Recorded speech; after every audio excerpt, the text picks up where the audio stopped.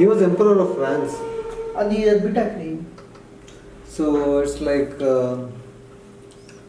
very ruthless, very cruel. Even since I read his biography, it's like he's a very different guy. Very his war techniques. He wanted to be like the Alexander the Great. Okay. His aspiration. He won many wars in the beginning. He was very successful. I think by the age 16 or 17 he had already joined the army. By the age 23-24 he had risen to a prominent position. By the age 27 he was the general of the army. So he was a very good war. He knew war. His formation, everything worked wonderfully well. So he went on conquering many places. Finally he became emperor of France and all. A lot of things happened. He wanted to be a conqueror of the world and all. But they caught him once and they had sent him to exile. But then again from there, even from the exile he collected some people. Again he waged a war, he won again. Then ultimately in the Battle of Waterloo, it was his final battle with the British people, where they knew all his strategies, and it was an advantage for the English. They had chosen the battlefield. So his old tactics did not work there, and he was captured. And he was sent exile to St. Helena Island in the middle of the Pacific Ocean, so that he won't escape again. I think he died there. Yeah, he was a very prominent military leader. But he was very short, it seems. He had always this inferiority complex on that. And the funny thing is, in the 1800s, aluminium, we did not have a mass production for aluminium yet. Aluminium was more expensive than gold. So Napoleon was eating in the aluminium plate and his guests were all served in the golden plates.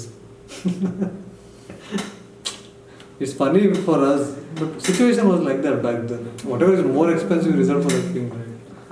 In the 13th century, I think when chocolate was predominant, chocolate was more expensive than gold. This wasn't like this Cadbury's, now everybody will get in the bakery. So many things were expensive than gold. The color blue, the royal blue color is there, no? That was expensive than gold in 14th, 15th centuries. So many things. Means what? If something is more rare than gold, then that is more expensive, that's all. It's not set right. Oh, gold means that's a gold standard. So history is many things. Many interesting people have come and gone. Alexander the Great, Genghis Khan. Oh my God, ferocious. How many millions of people they killed.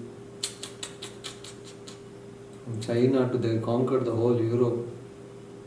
Whole Europe? Virtually, yeah. But they did not retain their kingdom for long, maybe within 78 years. It was so huge, their empire. But they were very successful, they were very ruthless. Very ruthless. ಯಾರಾದ್ರೂ Kings ಈ ಓಲ್ ಅರ್ಥನ್ come Nobody. But ಈ ಇರೋದು possible. Yeah, of course. Even Alexander the Great, what? Just Europe. He did not conquer India, China, Japan, America, Australia, Africa, nowhere. Just this one European continent.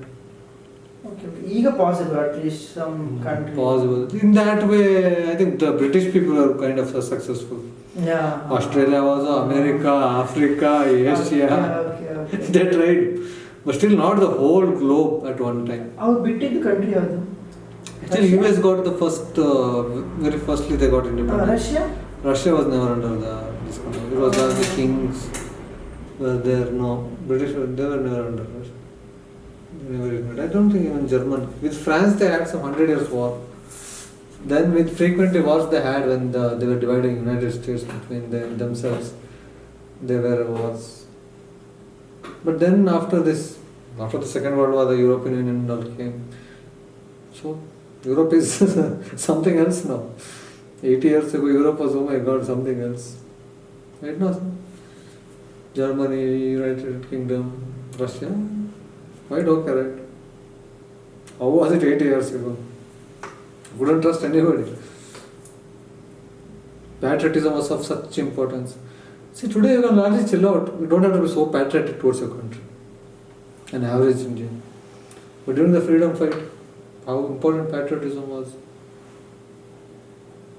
How many people gave up their lives for the sake of the country? Will you give? How many people died because of their religion, because of their God? Are you willing? It's not easy. See, even the terrorists, the suicide bombers, they're going to give their life for what they believe in. But for us, it's a bad deed. For them, it's a good deed. They're doing it for the religion, they're doing it for their God. They're on a God's own mission. Who can stop that idiot?